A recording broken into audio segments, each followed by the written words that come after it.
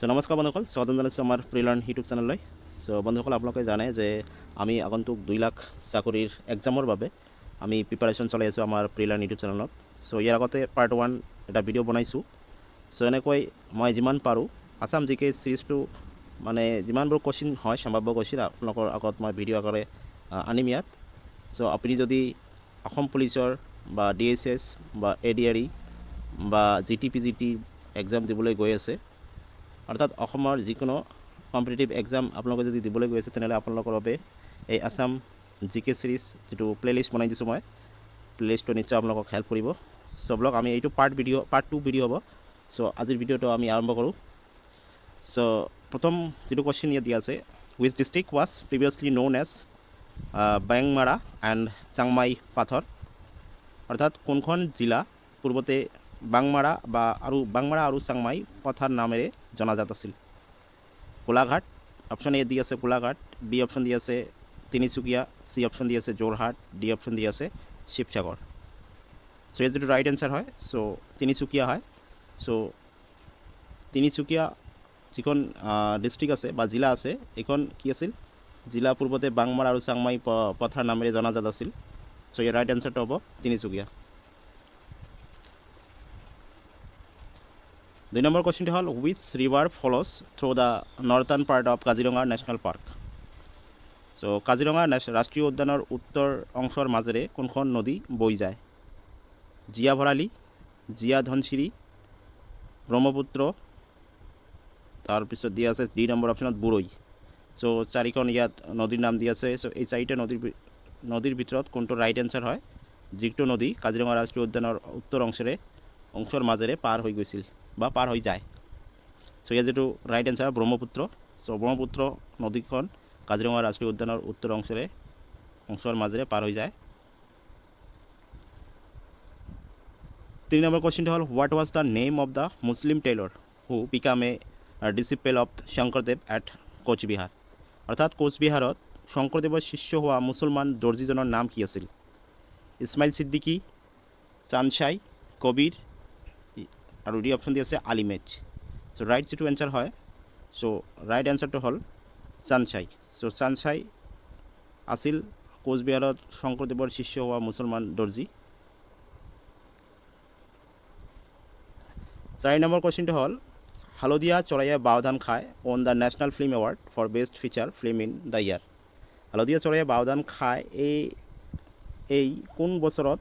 শ্ৰেষ্ঠ বৈশিষ্ট্যপূৰ্ণ ছবিৰ ৰাষ্ট্ৰীয় চলচ্চিত্ৰ বঁটা লাভ কৰিছিল? চ' ইয়াৰ যিটো ৰাইট এনচাৰ হয়, ত' ৰাইট এনচাৰটো হ'ল 1988, অৰ্থাৎ 1988 চনত যিখন আমাৰ ইয়াত কৈছে হালধীয়া চৰাইয়ে বাওধান খায়, যিখন নেশ্যনেল ফিল্ম এৱাৰ্ড, এইটো 1988 চনত কি পাইছিল? ৰাষ্ট্ৰীয় চলচ্চিত্ৰ বঁটা লাভ কৰিছিল। 5 নম্বৰ কুৱেশ্যনটো হ'ল, who was appointed as the first police commissioner of Guwahati? অৰ্থাৎ গুৱাহাটীৰ প্ৰথম আৰক্ষী আয়ুক্ত হিচাপে কাক নিযুক্তি দিয়া হৈছিল? এ মুকেশ আগৰৱাল, বি আনন্দ প্ৰকাশ তিৱাৰী, চি হীৰেন চন্দ্ৰ নাথ, ডি জ্যোতিৰ্ময় চক্ৰৱৰ্তী। আৰু ইয়াৰ যিটো ৰাইট এনচাৰ হয়, জ্যোতিৰ্ময় চক্ৰৱৰ্তী।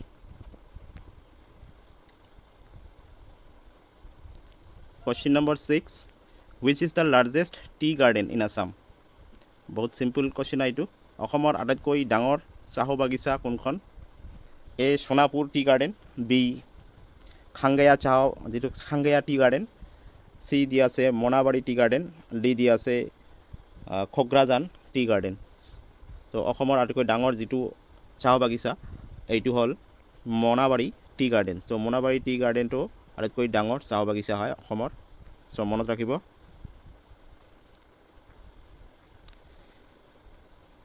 7 নম্বৰ কুৱেশ্যনটো ইয়াত আছে, who was the only Assamese to take part in the historic Dandi march? So' Dandi march আপোনালোকে জানে, যিটো মহাত্মা গান্ধীয়ে কৰিছিল। আৰু এই দাণ্ডি মাৰ্চে কি কৈছে, ঐতিহাসিক দাণ্ডি মাৰ্চত অংশগ্ৰহণ কৰা একমাত্ৰ অসমীয়া কোনজন আছিল? চ' অসমীয়া ইয়াৰ 4টা অপশ্যন দি আছে। এ নম্বৰ দি আছে Liladhar Barua, B number option দি আছে বিষ্ণুৰাম মেধি, চি নম্বৰ দি আছে Nabin Chandra Bordoloi, and D number দি আছে চন্দ্ৰধৰ বৰুৱা। চ' এই 4জনৰ কোনজন দাণ্ডি মাৰ্চত আমাৰ অসমৰ পৰা অংশগ্ৰহণ কৰিছিল? চ' ইয়াৰ যিটো ৰাইট এনচাৰ হয়, ৰাইট এনচাৰটো লীলাধৰ বৰুৱা। চ' লীলাধৰ বৰুৱা আমাৰ অসমৰ পৰা যিটো দাণ্ডি মাৰ্চ আছিল মহাত্মা গান্ধীৰ যিটো আন্দোলন দাণ্ডি মাৰ্চ আন্দোলনটো হ'ল এইটো লবণৰ চল্টৰ বাবদত এইটো আন্দোলন হৈছে আপোনালোকে জানে যদি আপোনালোকে হিষ্টৰী পঢ়িছে বা আমাৰ যিটো ইণ্ডিয়ান ইণ্ডিপেণ্ডেন্সৰ যিটো মুভমেণ্ট এইটোত নিশ্চয় আপোনালোকে পাব দাণ্ডি মাৰ্চ চ' এই দাণ্ডি মাৰ্চত আমাৰ অসমৰ পৰা অংশগ্ৰহণ কৰিছিল লীলাধৰ বৰুৱা চ' ইয়াৰ ৰাইট এনচাৰটো হ'ল লীলাধৰ বৰুৱা 8 নম্বৰ কুৱেশ্যনটো হ'ল in which district Nameri wild life century situated অৰ্থাৎ নামেৰি বন্যপ্ৰাণী অভয়াৰণ্য কোনখন জিলাত অৱস্থিত এ দি আছে যোৰহাট বি অপশ্যন দি আছে শোণিতপুৰ চি অপশ্যন দি আছে লখিমপুৰ ডি অপশ্যন দি আছে ডিব্ৰুগড় চ' ইয়াৰ যিটো ৰাইট এনচাৰ হয় এইটো শোণিতপুৰ হয় চ' শোণিতপুৰ আমাৰ নামেৰি বন্যপ্ৰাণী অভয়াৰণ্যত জিলা যিটো আছে শোণিতপুৰত অৱস্থিত হয় চ' ইয়াৰ ৰাইট এনচাৰটো হ'ল শোণিতপুৰত নামেৰি বন্যপ্ৰাণী অভয়াৰণ্য অৱস্থিত চ' 9 নম্বৰ কুৱেশ্যনটো হ'ল the battle of Mehergarh was fought between অৰ্থাৎ মেহেৰগড়ৰ যুদ্ধ কাৰ মাজত হৈছিল চ' 4টা অপশ্যন আছে চ' ইয়াত মই ডাইৰেক্টলি আপোনালোকক যিটো ৰাইট এনচাৰ হয় ৰাইট এনচাৰটো কৈ আছোঁ যিটো মেহেৰগড়ৰ যুদ্ধ হৈছিল এইটো বাৰ্মিজ আৰু চন্দ্ৰকান্ত সিঙৰ মাজত হৈছিল চ' ৰাইট এনচাৰটো হ'ল the Burmese and Chandrakant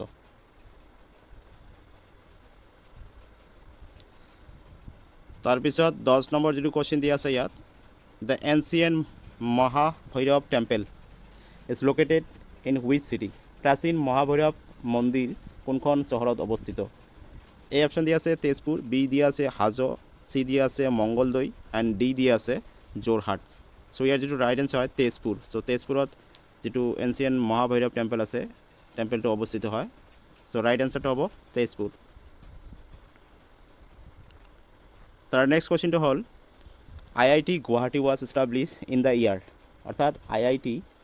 Guwahati কোন বছৰত প্ৰতিষ্ঠা হৈছিল এ অপশ্যন দি আছে 1995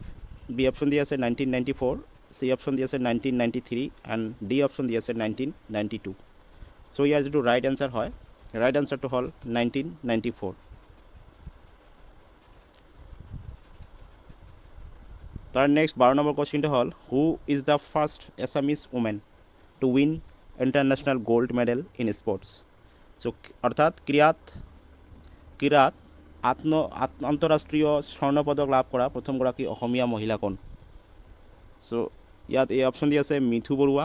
বি অপশ্যন দি আছে মনালিছা বৰুৱা মেথা চি অপশ্যন দি আছে অনুষ্কিতা বড়ো এণ্ড ডি অপশ্যন দি আছে হিমা দাস চ' ইয়াৰ যিটো ৰাইট এনচাৰ হয় চ' ৰাইট এনচাৰটো হ'ল অপশ্যন নম্বৰ চি অনুষ্কিতা বড়ো চ' অনুষ্কিতা বড়ো কি আছিল ক্ৰীড়া আন্তঃৰাষ্ট্ৰীয় স্বৰ্ণ পদক লাভ কৰা প্ৰথমগৰাকী অসমীয়া মহিলা চ' অনুষ্কিতা বড়ো হ'ল ইয়াত ৰাইট এনচাৰ তাৰ নেক্সট কুৱেশ্যনটো হ'ল 13 number question Silabhadra was the pen name of which famous Assamese writer Silabhadra কোনজন বিখ্যাত অসমীয়া সাহিত্যকৰ ছদ্মনাম আছিল চ' ছদ্মনামবিলাক আপোনালোকে চাই ল'ব চ' ছদ্মনামো ইয়াৰ আগতে এক্সামত অহা দেখা গৈছে চ' ইয়াত এ অপশ্যন দি আছে ৰেৱতী মোহন দত্ত চৌধুৰী বি অপশ্যন দি আছে বীৰেন্দ্ৰ কুমাৰ ভট্টাচাৰ্য চি অপশ্যন দি আছে Satyanath Bora and D option দি আছে ছায়েদ আব্দুল মালিক চ' ইয়াৰ যিটো right answer Rebati Mohan Dutta Choudhury so' Rebati Mohan Dutta চৌধুৰীৰ ছদ্মনাম হ'ল Silabhadra option number 14 question number 14 the biography Smriti Tirtha is written on the life of জীৱনী স্মৃতি তীৰ্থ কাৰ জীৱনৰ ওপৰত লিখা হৈছে এ অপশ্যন দি আছে নবীন চন্দ্ৰ বৰদলৈ বি অপশ্যন দি আছে চন্দ্ৰ কুমাৰ আগৰৱালা চি অপশ্যন দি আছে Chandradhar Barua and D option দি আছে অমূল্য বৰুৱা চ' এই যিটো ৰাইট এনচাৰ নবীন চন্দ্ৰ বৰদলৈ তাৰ নেক্সট 15 নম্বৰ কুৱেশ্যনটো হ'ল who was the patron king of Madhav Kandali অৰ্থাৎ মাধৱ কণ্ডলীৰ পৃষ্ঠপোষক ৰজা কোন আছিল চ' এ অপশ্যন দি আছে গদাধৰ সিংহ বি অপশ্যন দি আছে ৰুদ্ৰ সিংহ চি অপশ্যন দি আছে নৰনাৰায়ণ এণ্ড ডি অপশ্যন দি আছে মহামাণিক্য চ' এই চাৰিজনৰ ভিতৰত কোনজন ৰজা মাধৱ কণ্ডলীৰ পৃষ্ঠপোষক ৰজা আছিল চ' ইয়াৰ যিটো ৰাইট এনচাৰটো হ'ল মহামাণিক্য চ' মহামাণিক্য মাধৱ কণ্ডলীৰ আছিল পেট্ৰন কিং অৰ্থাৎ পৃষ্ঠপোষক ৰজা 16 নম্বৰ কুৱেশ্যনটো হ'ল which Assamese writer is also' known as উপন্যাস সম্ৰাট অৰ্থাৎ কোনজন অসমীয়া সাহিত্যকক উপন্যাস সম্ৰাট বুলিও জনা যায় ইয়াত 4টা অপশ্যন দি আছে কৃষ্ণকান্ত সন্দিকৈ অৰ্থাৎ কৃষ্ণকান্ত সন্দিকৈ বি অপশ্যন দি আছে ৰজনীকান্ত বৰদলৈ চি অপশ্যন দি আছে লক্ষ্মীনাথ বেজবৰুৱা ডি অপশ্যন দি আছে শৰৎচন্দ্ৰ গোস্বামী আৰু যিটো ৰাইট এনচাৰ এইটো ৰজনীকান্ত বৰদলৈ এই ৰজনীকান্ত বৰদলৈক কি কয় অসমীয়া সাহিত্যৰ উপন্যাস সম্ৰাট বুলি জনা যায় so right answer option B Rajanikanta Bordoloi 17 number কোৱেশ্চনটো দি আছে the rain forest research institute in Assam is located in অৰ্থাৎ অসমৰ বৰষুণ বন গৱেষণা প্ৰতিষ্ঠানটো ক'ত অৱস্থিত চাৰিটা অপশন দি আছে ধুবুৰী যোৰহাট ডিব্ৰুগড় ডিফু সো যেটো ৰাইট আনসাৰ হল যোৰহাট সো যোৰহাটত forest research rain forest research institute অৱস্থিত হয়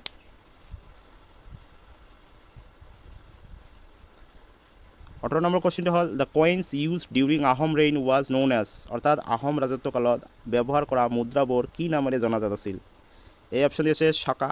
বি অপশন দি আছে মুদ্ৰা সি অপশন দি আছে নাৰায়ণী আৰু ডি অপশন দি আছে টাক্কা সো এই চাৰিটাৰ ভিতৰত যেটো ৰাইট আনসাৰটো হল টাক্কা সো আহোম ৰাজত্বকালত যিবিলাক মুদ্ৰা ব্যৱহাৰ হৈছিল সেই মুদ্ৰাবোৰক টাক্কা বুলি কোৱা হৈছিল আৰু নাৰায়ণী যেটো মুদ্ৰা আছে এইটো জানে আপোনালোকে কোচ যেটো ডাইনেষ্টি আছে কোচ ডাইনেষ্টিৰ নাৰায়ণী মুদ্ৰা ব্যৱহাৰ কৰিছিল আৰু নেক্সট কোৱেশ্চনটো হল 19 number question the treaty of Yandabo was sign on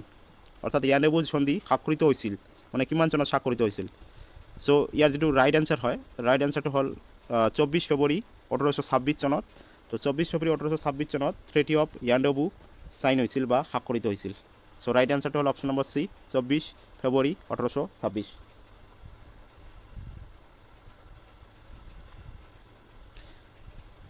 question number 20 ইয়াত কৈছে কোৱেশ্চনটো Guwahati university was established in the year ইয়াতে আপোনালোকক মই জানি দিওঁ যিবিলাক ইউনিভাৰ্চিটি আছে বা যিবিলাক ইনষ্টিটিউট আছে এইবিলাক ডেটবিলাক আপোনালোকে চনবিলাক এস্টাব্লিছ চনবিলাক আপোনালোকে এটা নোট কৰি পঢ়ি ল'ব সো গুৱাহাটী ইউনিভাৰ্চিটি কিমান চনত এস্টাব্লিছ হৈছিল সো ইয়াৰ যেটো ৰাইট আনসাৰ 1948 সো 1948 চনত গুৱাহাটী ইউনিভাৰ্চিটি এস্টাব্লিছ হৈছিল question number 21 the largest district in Assam area wise is অৰ্থাৎ অসমৰ বৃহত্তম জিলাখন এলেকা ভিত্তিক হল মানে চাৰিটা ইয়াত জিলা দি আছে এই চাৰিখনৰ ভিতৰত কোনটা মানে কোনটো লাৰ্জেষ্ট ডিষ্ট্ৰিক্ট বুলি এৰিয়া ওয়াইজৰ ভিতৰত কোনটো লাৰ্জেষ্ট হয় সো অপশন ইয়াত দি আছে যোৰহাট শিৱসাগৰ ধুবুৰী এণ্ড কাৰ্বি আংলং সো এই চাৰিটা যেটো ৰাইট আনসাৰ হয় সো ৰাইট আনসাৰটো হল কাৰ্বি আংলং সো কাৰ্বি আংলং যিখন ডিষ্ট্ৰিক্ট আছে এৰিয়া ওয়াইজ আটাইতকৈ ডাঙৰ হয় অসমৰ ভিতৰত so question number 22 against which team Assam played their first Ranji Trophy match in the year 1949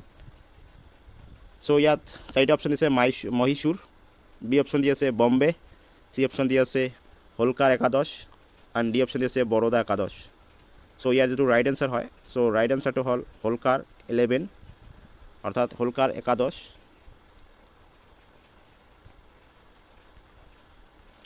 so next question 23 the total number of parliamentary constituency in Assam so ইয়াৰ যেটো right answer হয় so right আনসাৰটো হল 14টা so question number 24 the novel Abhijatri was written by অৰ্থাৎ অভিযাত্ৰী উপন্যাসখন কোনে ৰচনা কৰিছিল সো এ অপশন দি আছে ভুৱন মোহন বৰুৱা বি অপশন দি আছে স্নেহা দেৱী সি অপশন দি আছে Nirupama Borgohain and D option দি আছে অৰুণ শৰ্মা আৰু ইয়াৰ যেটো ৰাইট আনসাৰ হয় ৰাইট আনসাৰটো হল অৰুণ শৰ্মা